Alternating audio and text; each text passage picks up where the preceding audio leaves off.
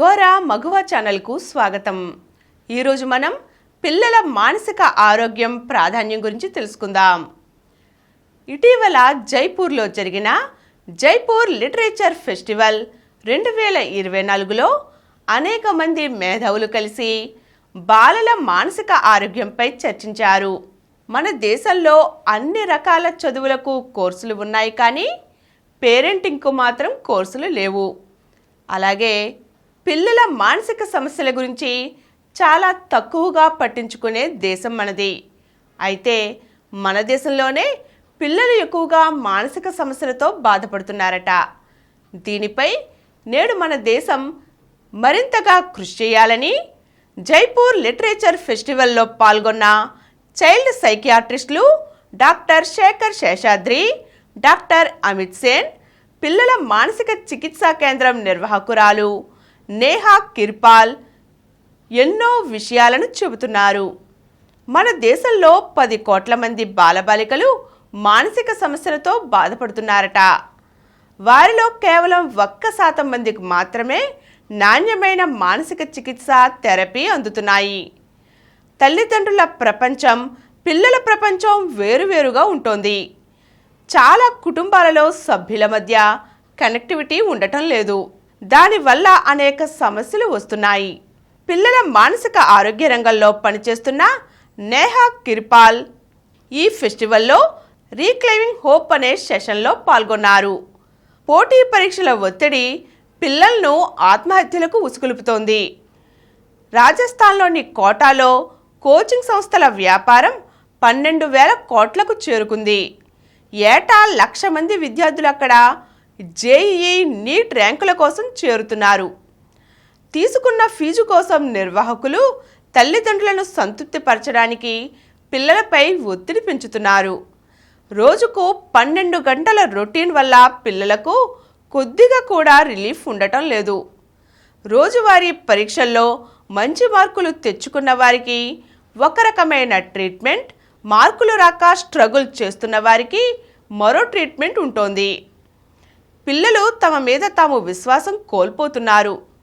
చెప్పుకుందామంటే తల్లిదండ్రుల నుంచి కనీస సానుభూతి కూడా ఉండటం లేదు. దాంతో ఆత్మహత్యల ఆలోచనలు, చర్యలు పెరుగుతున్నాయి. పిల్లలకు ఏం కావాలో తెలుసుకోకుండా వారు చదువుకునే గదుల్లో ఫ్యాన్లు తీసేసినంత మాత్రాన ఆత్మహత్యలు ఆగవు. పిల్లలే మనకు ప్రధానం అనుకోకపోవడం వల్ల ఈ దారుణ స్థితి ఉంది. డాక్టర్ అమిత్ సేన్ దీనిపై ఏమంటున్నారంటే, పిల్లలకు ఎలాగైనా మానసిక చికిత్స అందించాలని చిల్డ్రన్ ఫస్ట్ అనే ఆన్లైన్ క్లినిక్ని నడుపుతున్నారు. కానీ పల్లెటూరి పిల్లలకు ఇలాంటి సాయం ఉంటుందని కూడా తెలియడం లేదు. 100 మంది పిల్లల్లో ఒక్కరే ఈ అవకాశాన్ని ఉపయోగించుకుంటున్నారు.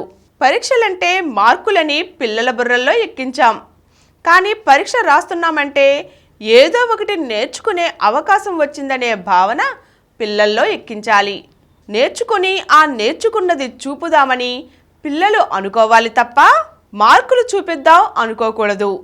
నా దృష్టిలో పిల్లలు పరీక్షలను ఎంజాయ్ చేయాలంటే పరీక్షల మేళాలు జరగాలి. మైదానాల్లో రకరకాల పరీక్షలు రాసేందుకు పిల్లలను ఆహ్వానించాలి. అక్కడే ఆ పరీక్షలకు సంబంధించిన మెటీరియల్ ఉంచాలి. పురాణాలు, క్రీడలు, భౌగోళిక ప్రాంతాలు, ఆరోగ్యం, ఇలా అనేక అంశాల మీద పరీక్షలు అక్కడికక్కడే రాయించాలి. దాంతో పరీక్షల భయం పోతుందని సూచిస్తున్నారు ఆమె. NIMHANS senior child psychiatrist Shekhar Seshadri పిల్లలు ఏదైనా సమస్య చెప్పుకోవాలనుకున్నప్పుడు 3 వారితో సున్నితంగా వ్యవహరించాలి అంటున్నారు. ఒకరు కుటుంబ సభ్యులు, 2వది స్కూల్ టీచర్లు, 3 సమాజం అనే చుట్టుప్రక్కల వారు. పిల్లలకు గౌరవం ఇవ్వాలని చాలామంది అనుకోరు. చైల్డ్ అబ్యూజ్ జరిగినప్పుడు పిల్లలు వచ్చి చెప్పుకుంటే వారిని దగ్గరకు తీసుకోవాల్సింది పోయి నువ్వే దీనికి కారణమని నిందించే స్థితి ఉంది అంటున్నారు ఆయన. ఇక కోవిడ్ వల్ల తల్లిదండ్రులు, పిల్లలు ఇంట్లో ఎక్కువ రోజులు కలిసి ఎక్కువసేపు గడిపే వీలు వచ్చింది. అప్పటికి కానీ మన దేశంలో పిల్లలు, తల్లిదండ్రులు ఒకరికి ఒకరు సంబంధం లేకుండా ఎలా జీవిస్తున్నారో పరస్పరం అర్థం కాలేదు. కోవిడ్ వల్ల బంధాలు బలపడ్డాయి. అది జరిగిన మేలే. అదే సమయంలో పిల్లల మానసిక సమస్యలు, ప్రవర్తనలు తల్లిదండ్రులకు తెలిసి వచ్చాయి. వాటికి సరైన చికిత్స చేయించాలని మాత్రం వారు అనుకోవడం లేదు. ఈ మధ్యకాలంలో పిల్లల మానసిక ఆహ్లాదానికి కళలు చాలా ముఖ్యమైనవని ప్రచారం జరుగుతోంది.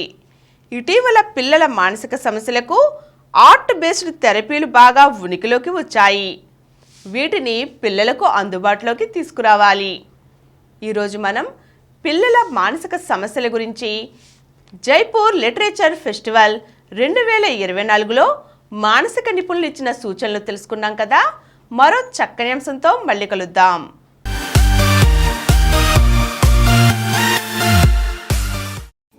ఈ కార్యక్రమం మీకు ఎంతో నచ్చింది కదా. ఇటువంటి మరిన్ని వీడియోల కోసం అనతి కాలంలోనే 20 కోట్ల వ్యూస్ సాధించిన డాక్టర్ సమరం మల్టీ ఛానల్ నెట్వర్క్ సమర్పించు గోరా మగువ ఛానల్కు సబ్స్క్రైబ్ చేయండి, లైక్ చేయండి, మీ ఫ్రెండ్స్కి షేర్ చేయండి. అలాగే ప్రక్కనున్న గంట సింబల్ని ప్రెస్ చేయడం మర్చిపోకండి. Please download Samaram Multi-Channel app and watch your favorite channels from your mobile. App available on Google Play Store and subscribe to the channels.